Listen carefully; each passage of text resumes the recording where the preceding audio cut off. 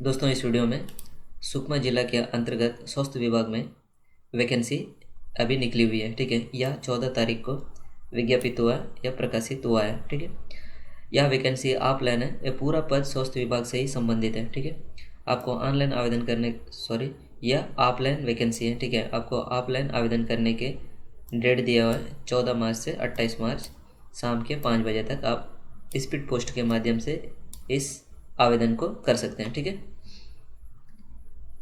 यहाँ पे अनेक प्रकार का पोस्ट दिया हुआ है। ठीक है, आप यहाँ से देख सकते हैं, पहला में दिया है। ठीक है,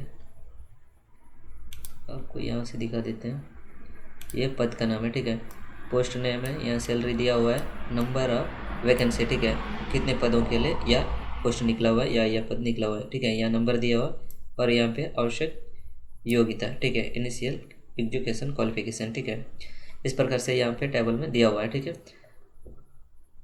आप यहाँ से जो भी आपके पास डिग्री डिप्लोमा है, आप यहाँ से आपका क्वालिफिकेशन देख के आवेदन कर सकते हैं। ठीक है, फर्स्ट पद है एमओ। ठीक है, यह 25,000 सैलरी दिया हुआ है, इसका क्वालिफिकेशन इस टेबल में दिया हुआ है। लेबोरेटरी टेक्निकल दिया है। ठीक है, यह 14,000 है, टोटल पोस्ट 2 है, एसटी के लेके जनरल के लेके आपको यह बीएमएलटी और बीएमएलटी कोर्स होना चाहिए और छत्तीसगढ़ मेडिकल काउंसिल से पैरामेडिकल काउंसिल में आपका रजिस्ट्रेशन होना चाहिए। ठीक है, इस प्रकार से और भी पोस्ट दिया है। ठीक है, आप यहाँ से देख सकते हैं, ये डेंटल के लिए है, बीडीएस है, एमडीएस है। ठीक है, टोटल पोस्ट 1 है और पोस्ट भी एसटी के लिए दिया हुआ है। ठीक है, आपका छत्तीसगढ़ मेडिकल काउंसिल में रजिस्ट्रेशन होना चाहिए। ठीक है, यह आरएमए दिया है, 22,000 रुपये इसका सैलरी है, इसमें टोटल 8 पोस्ट है और 8 भी एसटी के लिए है। ठीक है, नेक्स्ट आगे देखते हैं, नेक्स्ट 6वां नंबर का देखते हैं, फीडिंग डीमोनिस्ट्रेटर। ठीक है, 25,000 यहाँ पे 22,000 रुपये सैलरी है, इसमें टोटल 1 पोस्ट है, एक भी एसटी के लिए और इसका क्वालिफिकेशन है बीएससी होम साइंस में मांग रहा है। ठीक है, ऑडियोलॉजिस्ट है। ठीक है, एनपीपीसीडी, ये इस पद के लिए यह वैकेंसी है। ठीक है, 25,000 रुपये आपका सैलरी है, इसमें टोटल 1 पोस्ट है और वो भी जनरल के लिए है। ठीक है, जनरल में कोई भी भर सकता है, कोई दिक्कत नहीं है और आपका क्वालिफिकेशन ये है। ठीक है, आपको ये लगभग जितनी भी मतलब वैकेंसी निकली हुई है, यह आपके छत्तीसगढ़ के पैरामेडिकल काउंसिल में आपका रजिस्ट्रेशन होना ज़रूरी है। ठीक है, टेक्निकल असिस्टेंट है, यहाँ पे 15,000 रुपया दिया हुआ है। ठीक है, टोटल पोस्ट 1 है, ये जनरल के लिए दिया हुआ है। ठीक है, इस प्रकार से आपका सिक्योरिटी गार्ड है, यहाँ पे 10,000 मिलेगा, टोटल 1 पोस्ट है, वो एसटी के लिए है। आपका 10th पास होने से आप यदि 12वीं पास हो तो ये भर सकते हैं। ठीक है, यहाँ पे एक दिया है कि आपका 1 ईयर का एक्सपीरियंस होना चाहिए। ठीक है, कोई दिक्कत नहीं है, आप अगर चाहे तो भर सकते हैं,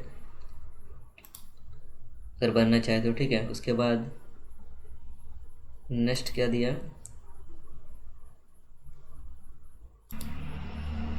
नेक्स्ट दिया है सेक्रेटेरियल असिस्टेंट दिया हुआ है। ठीक है, NSCU, इसका सैलरी दिया है 13,650 रुपया, यह जनरल के लिए पोस्ट है। ठीक है, यहाँ पे लिखा हुआ, अच्छा ये ऊपर का है, ये जनरल के लिए। ठीक है, इसमें graduation in any discipline with 1 year PG diploma in computer application with registration from any recognised university. ठीक है, मान्यता प्राप्त बोर्ड से आपका ग्रेजुएशन होना चाहिए और 1 ईयर पीजीडीसी का कोर्स कंप्यूटर एप्लीकेशन कोर्स होना चाहिए। ठीक है, यहाँ पे नॉलेज दिया है, हिंदी और इंग्लिश टाइपिंग होना चाहिए। ठीक है, ब्लॉक प्रोग्रामिंग मैनेजर है, 26,000 पोस्ट है, एक एसटी के लिए। ठीक है, MBA होना चाहिए या MSW होना चाहिए। ठीक है, मिनिमम 55% का होना चाहिए, 1 ईयर कंप्यूटर डिप्लोमा होना चाहिए। ठीक है, PGDCA का। यह नॉलेज दिया है, हिंदी और इंग्लिश का टाइपिंग आपको आना चाहिए। ठीक है, JR सेक्रेटरिएट असिस्टेंट दिया है, पाडा। ठीक है, PADA, इसका वह सैलरी दिया है 12,000, टोटल पोस्ट 1 है एसटी के लिए। ठीक है, ये है 12 pass with at least 1 year diploma in computer application. ठीक है, आप यदि 12वीं पास होके DCA कोर्स किए हैं तो आप यहाँ से इस पद के लिए आप आवेदन कर सकते हैं, ठीक है। आपको हिंदी और इंग्लिश टाइपिंग का नॉलेज होना चाहिए। रेडियोग्राफर 13वां नंबर में दिया है। रेडियोग्राफर 15,000 रुपया आपका सैलरी है। टोटल एक पोस्ट है, कोई भी भर सकता है इसमें, अनारक्षित के लिए, यूआर के लिए, ठीक है। 12th bio pass with the X-ray technical diploma with live registration in CG paramedical council, ठीक है। यहाँ से आपका रजिस्ट्रेशन होना जरूरी है, ठीक है, तभी इस पोस्ट के लिए आप अप्लाई कर सकते हैं। नेक्स्ट दिया है लैब असिस्टेंट या अटेंडेंट। ये लैब में काम करने के लिए, ठीक है। आपका सैलरी है 12,000 रुपया और ये 2 पोस्ट निकला हुआ है। दोनों पोस्ट एसटी के लिए है, ठीक है। ये 2 पोस्ट यहाँ पे शो कर रहा है, दोनों पोस्ट एसटी का ही है, ठीक है। इसका क्वालिफिकेशन है 12th पास विद बायो, ठीक है। यदि आप बायो से पास हुए, बायो सब्जेक्ट से, ठीक है, आप तो अप्लाई कर सकते हैं इस पोस्ट के लिए। बाकी आराम से यहाँ पीडीएफ को देख के आप कर सकते हैं, या पीडीएफ सुकमा जिले के वेबसाइट में मिल जाएगा, ठीक है।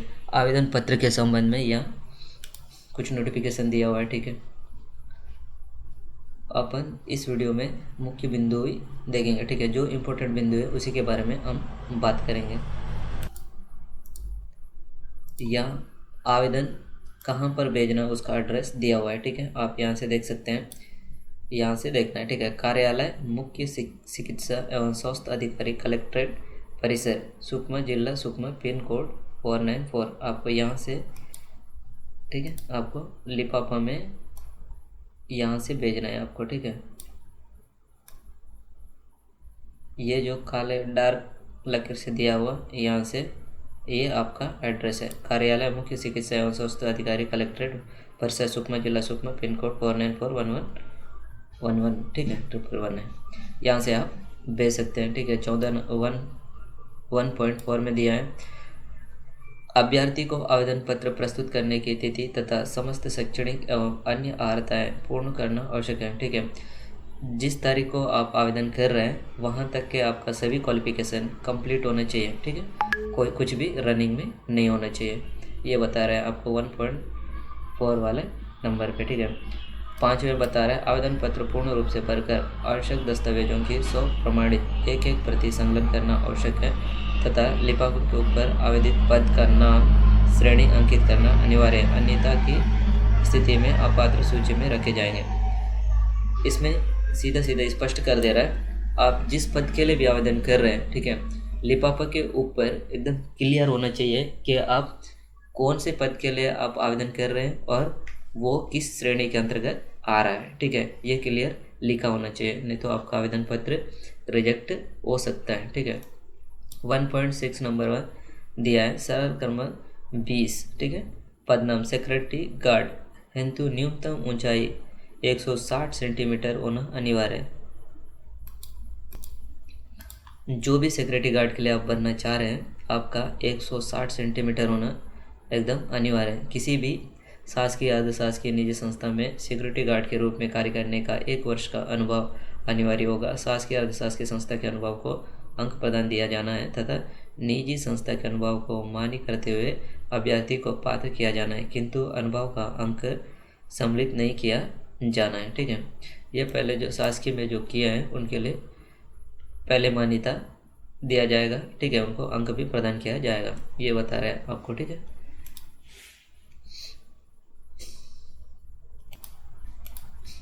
वन 1.7 में दिया दस्तावेज सत्यापन, ठीक है। मूल दस्तावेज प्रस्तुत नहीं करने की स्थिति में अभ्यर्थी को अपात्र माना जाएगा, ठीक है। आपका जो भी दस्तावेज डॉक्यूमेंट्स हैं उसको आप ओरिजिनल वाला ही सत्यापन में आप प्रस्तुत करवाएंगे, ठीक है। चयन उपरांत सभी चयनित उम्मीदवारों का अन्य जगहों पर आवेदन करने के लिए संबंधित अधिकारी से अनापत्ति प्रमाण यदि, ठीक है, यदि आप किसी संस्था या कहीं पर जॉब कर रहे हैं पहले से, तो आपको NOC देना जरूरी है, ठीक है। अनापत्ति प्रमाण पत्र शो करना या प्रस्तुत करना जरूरी है। आपका एज उम्र, ठीक है, 1 जनवरी 2024 को अभ्यर्थी के न्यूनतम 18 वर्ष कंप्लीट होना चाहिए, अधिकतम 70 वर्ष, ठीक है।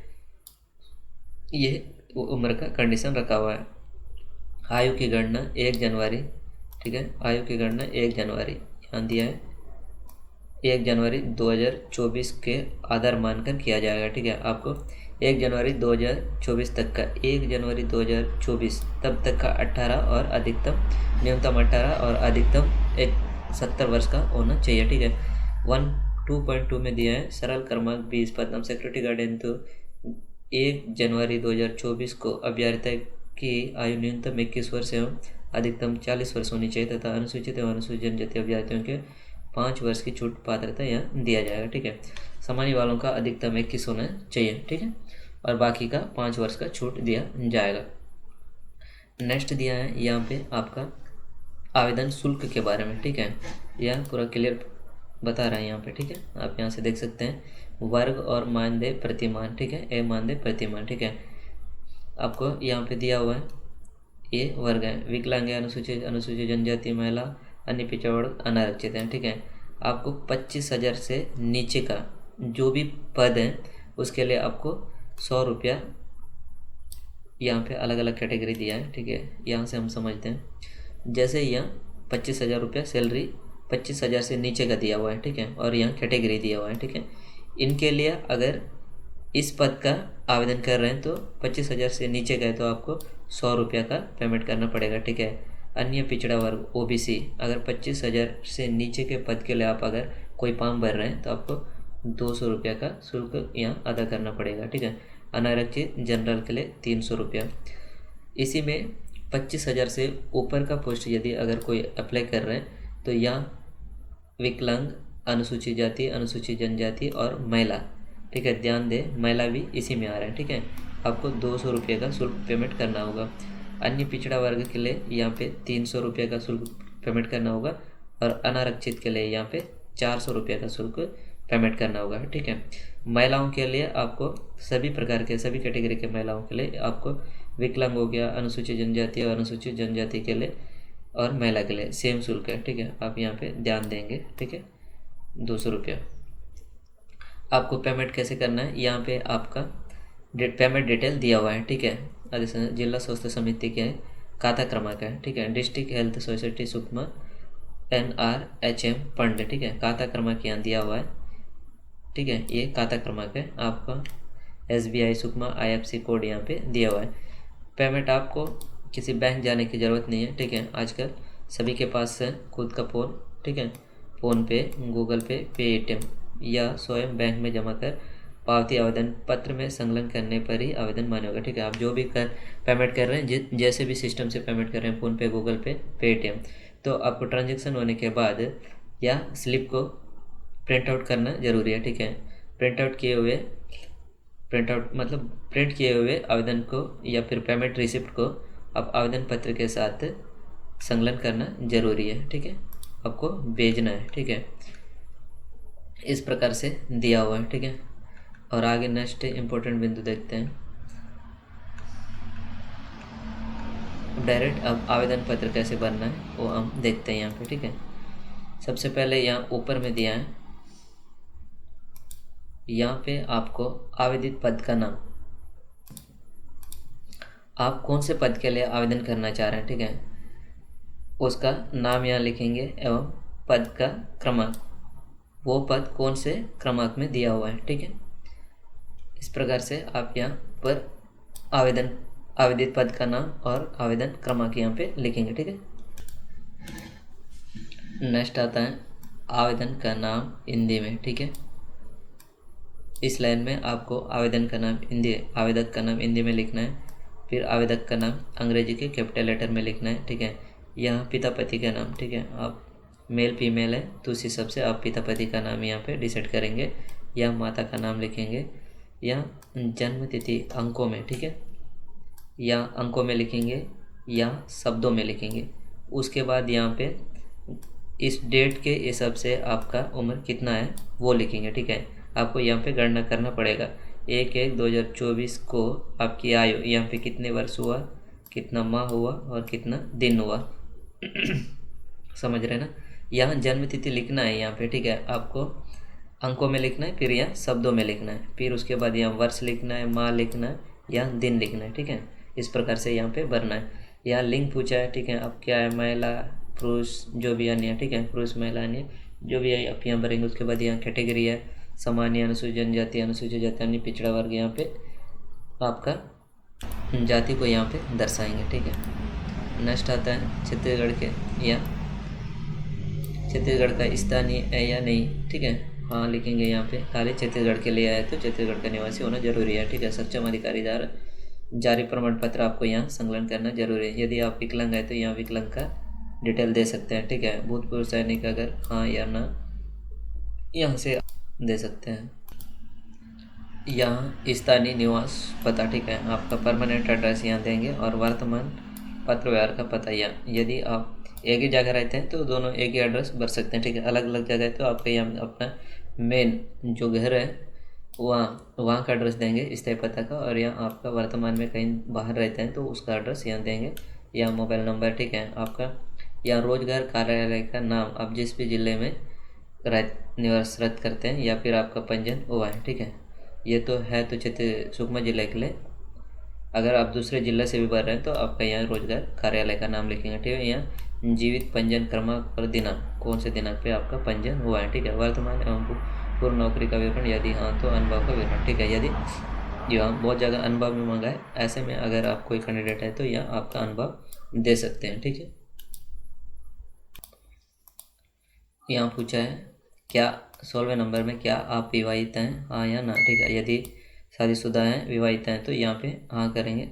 यहाँ पे शैक्षणिक योग्यता एवं तकनीकी योग्यता, ठीक है, यदि है तो हाँ लिखेंगे, दे सकते हैं उसका डिटेल यहाँ पे, ठीक है। अगर तकनीकी का कोई योग्यता रखते हैं तो यहाँ पे आपका अभी आता है क्वालिफिकेशन, ठीक है। आप क्या क्या पढ़ाई किए हैं, परीक्षा का नाम, या कौन से बोर्ड से परीक्षा मतलब पढ़ाई किए हैं, या उत्तीर्ण होने का वर्ष, पास होने का सत्र, ठीक है। यहाँ पे पूर्णांक, आप टोटल मार्क्स कितना है, ठीक है, यहाँ पे प्राप्तांक, उसमें से टोटल में से कितना नंबर लाए और उसका प्रतिशत, इस प्रकार से आप भरेंगे। परीक्षा का नाम, बोर्ड, पास होने का या पढ़ाई करने का सत्र, और यहाँ पे उसका टोटल नंबर, उसमें से कितना लाए और यहाँ पे प्रतिशत आपका, ठीक है। इस प्रकार से इस बॉक्स को आप फिल करेंगे, मतलब भरेंगे, ठीक है। यहाँ पे 18 नंबर में दिया है आवेदन शुल्क फ़ोन पे, गूगल पे, पेटीएम या स्वयं जमा करेंगे, और उसमें से जो भी ठीक है UTR नंबर या ट्रांजैक्शन नंबर या रेफरेंस नंबर आपको यहाँ पे भरना है, ठीक है। UTR नंबर, ट्रांजैक्शन ID या फिर रेफरेंस नंबर आप यहाँ पे दे सकते हैं, ठीक है। आवेदन पत्र के साथ संलग्न किए जाने वाले प्रमाण पत्र की सूची है, ठीक है। आप ये सब जो भी आपके पास उपलब्ध है आप यहाँ से सबमिट कर सकते हैं, ठीक है, आवेदन पत्र के साथ। इस प्रकार से यहाँ पूरा दिया हुआ है। यहाँ लास्ट में आपके द्वारा खुद स्वयं के माध्यम से, स्वयं के द्वारा यहाँ पे घोषणा दिया हुआ है, ठीक है। यहाँ दिनांक लिखेंगे, यहाँ स्थान रखेंगे, यहाँ आवेदक का हस्ताक्षर, फिर यहाँ नाम, पता या मोबाइल नंबर, इस प्रकार से यह आवेदन पत्र कंप्लीट होता है, ठीक है। कहीं समझ में नहीं आए तो आप पूछ सकते हैं, ठीक है। यहाँ पे आपका फ़ोटो, 100 प्रमाणित फ़ोटो के में दस्तखत होना चाहिए, लिखा हुआ है 100 प्रमाणित पासपोर्ट साइज का फ़ोटो, ठीक है, समझ रहे हो ना। इस प्रकार से आप पूरा इसको डिटेल कर सकते हैं, या PDF आपको सुकमा के ऑफिशियल वेबसाइट पे, सुकमा डिस्ट्रिक्ट के वेबसाइट पे मिल जाएगा, ठीक है। आप चाहे तो मैं इसका लिंक, PDF का लिंक आपको नीचे डिस्क्रिप्शन में डाल दूंगा, आप यहाँ से भी इसको डाउनलोड कर सकते हैं या वहाँ से भी देख सकते हैं, ठीक है। वीडियो देखने के लिए धन्यवाद करता हूँ। लेकिन वीडियो कैसा लगा या फिर कहीं डाउट है तो पूछ सकते हैं। यदि मेरे चैनल में फर्स्ट बार आप देख रहे हैं तो चैनल को सब्सक्राइब कर सकते हैं। आप यदि सुकमा से ही है तो आप मेरे चैनल को ज़रूर सब्सक्राइब करें। आपको इस चैनल पे यहाँ का लोकल जानकारी, आवेदन फॉर्म, वैकेंसी या फिर एडमिशन, कॉलेज से संबंधित, स्कूल से संबंधित मिलता रहता है, ठीक है। वीडियो देखने के लिए धन्यवाद।